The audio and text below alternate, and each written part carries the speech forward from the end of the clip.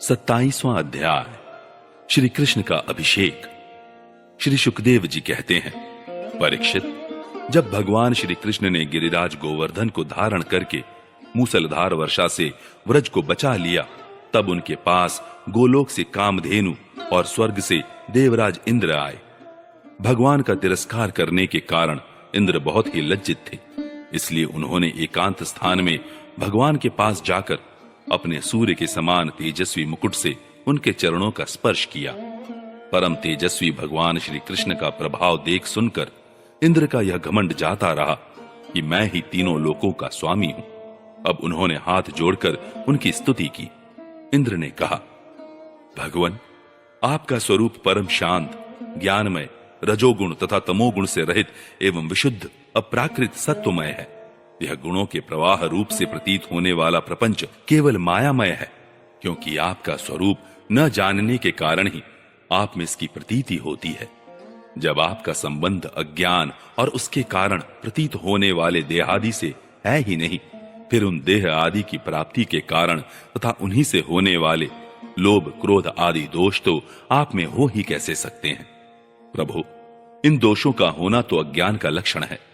इस प्रकार यद्यपि अज्ञान और उससे होने वाले जगत से आपका कोई संबंध नहीं है, फिर भी धर्म की रक्षा और दुष्टों का दमन करने के लिए आप अवतार ग्रहण करते हैं और निग्रह अनुग्रह भी करते हैं।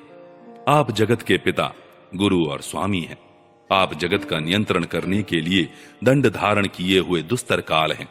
आप अपने भक्तों की लालसा पूर्ण करने के लिए स्वच्छंदता से लीला शरीर प्रकट करते हैं, और जो लोग हमारी तरह अपने को ईश्वर मान बैठते हैं, उनका मान मर्दन करते हुए अनेकों प्रकार की लीलाएं करते हैं। प्रभु, जो मेरे जैसे अज्ञानी और अपने को जगत का ईश्वर मानने वाले हैं, वे जब देखते हैं कि बड़े बड़े भय के अवसरों पर भी आप निर्भय रहते हैं, तब वे अपना घमंड छोड़ देते हैं और गर्व रहित होकर संत पुरुषों के द्वारा सेवित भक्ति मार्ग का आश्रय लेकर आपका भजन करते हैं। प्रभु, आपकी एक एक चेष्टा दुष्टों के लिए दंड विधान है। प्रभु, मैंने ऐश्वर्य के मद से चूर होकर आपका अपराध किया है, क्योंकि मैं आपकी शक्ति और प्रभाव के संबंध में बिल्कुल अनजान था।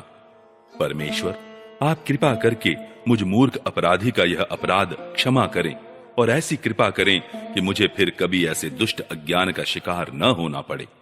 स्वयं प्रकाश, इंद्रियातीत परमात्मन, आपका यह अवतार इसलिए हुआ है कि जो असुर सेनापति केवल अपना पेट पालने में ही लग रहे हैं और पृथ्वी के लिए बड़े भारी भार के कारण बन रहे हैं, उनका वध करके उन्हें मोक्ष दिया जाए, और जो आपके चरणों के सेवक हैं, आज्ञाकारी भक्त जन हैं, उनका अभ्युदय हो, उनकी रक्षा हो।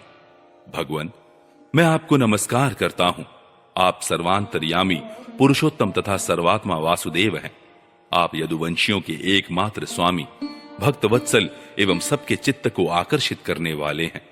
मैं आपको बार बार नमस्कार करता हूं। आपने जीवों के समान कर्मवश होकर नहीं, स्वतंत्रता से अपने भक्तों की तथा अपनी इच्छा के अनुसार शरीर स्वीकार किया है। आपका यह शरीर भी विशुद्ध ज्ञान स्वरूप है। आप सब कुछ हैं, सबके कारण हैं और सबके आत्मा हैं। मैं आपको बार बार नमस्कार करता हूं। भगवान, मेरे अभिमान का अंत नहीं है और मेरा क्रोध भी बहुत ही तीव्र, मेरे वश के बाहर है। जब मैंने देखा कि मेरा यज्ञ तो नष्ट कर दिया गया, तब मैंने मूसलधार वर्षा और आंधी के द्वारा सारे व्रज मंडल को नष्ट कर देना चाहा, परंतु प्रभु, आपने मुझ पर बहुत ही अनुग्रह किया। मेरी चेष्टा व्यर्थ होने से मेरे घमंड की जड़ उखड़ गई। आप मेरे स्वामी हैं, गुरु हैं और मेरे आत्मा हैं। मैं आपकी शरण में हूं। श्री सुखदेव जी कहते हैं, परीक्षित, जब देवराज इंद्र ने भगवान श्री कृष्ण की इस प्रकार स्तुति की, तब उन्होंने हंसते हुए मेघ के समान गंभीर वाणी से इंद्र को संबोधन करके कहा। श्री भगवान ने कहा, इंद्र, तुम ऐश्वर्य और धन संपत्ति के मद से पूरे पूरे मतवाले हो रहे थे, इसलिए तुम पर अनुग्रह करके ही मैंने तुम्हारा यज्ञ भंग किया है। यह इसलिए कि अब तुम मुझे नित्य निरंतर स्मरण रख सको। जो ऐश्वर्य और धन संपत्ति के मद से अंधा हो जाता है, वह यह नहीं देखता कि मैं काल रूप परमेश्वर हाथ में दंड लेकर उसके सिर पर सवार हूं। मैं जिस पर अनुग्रह करना चाहता हूं, उसे ऐश्वर्य भ्रष्ट कर देता हूं। इंद्र, तुम्हारा मंगल हो। अब तुम अपनी राजधानी अमरावती में जाओ और मेरी आज्ञा का पालन करो। अब कभी घमंड न करना। नित्य निरंतर मेरी सन्निधि का, मेरे संयोग का अनुभव करते रहना और अपने अधिकार के अनुसार उचित रीति से मर्यादा का पालन करना। परीक्षित, भगवान इस प्रकार आज्ञा दे ही रहे थे कि मनस्विनी कामधेनु ने अपनी संतानों के साथ गोपवेशधारी परमेश्वर श्री कृष्ण की वंदना की और उनको संबोधित करके कहा। कामधेनु ने कहा, सच्चिदानंद स्वरूप श्री कृष्ण, आप महायोगी योगेश्वर हैं। आप स्वयं विश्व हैं, विश्व के परम कारण हैं, अच्युत हैं। संपूर्ण विश्व के स्वामी आपको अपने रक्षक के रूप में प्राप्त कर हम सनाथ हो गए। आप जगत के स्वामी हैं, परंतु हमारे तो परम पूजनीय आराध्य देव ही हैं। प्रभु, इंद्र त्रिलोकी के इंद्र हुआ करें, परंतु हमारे इंद्र तो आप ही हैं। अतः आप ही गौ, ब्राह्मण, देवता और साधु जनों की रक्षा के लिए हमारे इंद्र बन जाइए। हम गौएं ब्रह्मा जी की प्रेरणा से आपको अपना इंद्र मानकर अभिषेक करेंगी।